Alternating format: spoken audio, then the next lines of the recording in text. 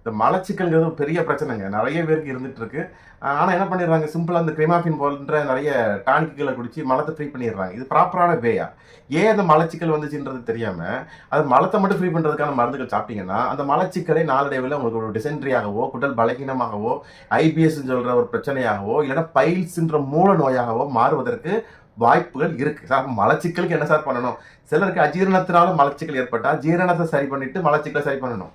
சிலருக்கு அந்த வயிற்றுல உடம்புல அதிகப்படியான உஷ்ணத்தினால மலச்சிக்கல் ஏற்பட்டா, உஷ்ணத்தை தணிக்கின்ற இயற்கையான ஆயுர்வேத மருந்துகளை பயன்படுத்தி அதன் அதன் பிறகு அந்த மலச்சிக்கலை சரி பண்ணணும். அப்போ அந்த காரணத்தை தவிர்த்து அதன் பிறகு நம்ம பிரச்சனையை சரி செய்தால் மட்டும்தான் அது உடலுக்கு ஒரு உகந்த ப்ராப்பரான ட்ரீட்மெண்ட்டாக இருக்கும். அதுக்கு தான் மருத்துவர் தேவை. எடுத்த டல்காசத்துக்கு வயலத்துக்கு போடுறதுக்கு கிரிமாப்பின் வாங்கி சிறப்பு குடிக்கிறதுக்கு மருத்துவர் அவசியம் இல்லை. அப்போ ஒரு ப்ராப்பராக ஒரு வியாதிங்கிறது என்னது, நோய்ங்கிறது எங்கே ஆரம்பிக்குது, அது அது அது எங்கே முடியுது, அது எப்படி சரி பண்ணணும், எந்த பொட்டன்சி உங்களுக்கு கொடுத்தா சரியாக இருக்கும், இவருடைய உடல் பலம் எப்படி இருக்குது, வியாதியினுடைய தன்மை எப்படி இருக்குது, அப்போ இதற்கு எந்த மாதிரியான சேர்மானங்கள் சிறப்பாக இருக்கும், இதைத்தான் நம்ம இந்த காம்பினேஷன் இந்த பிளான் பண்ணுறதுக்கு தான் மருத்துவர் தேவை. அதாவது மருத்துவர் ஆலோசனைப்படி இந்த நாள்பட்ட இந்த மலச்சிக்கலை இயற்கையான வழிகளில் சரி செய்தால் இதுக்கு ஆப்ரேஷனுங்கிற அளவுக்கு போக வேண்டிய அவசியம் இல்லை.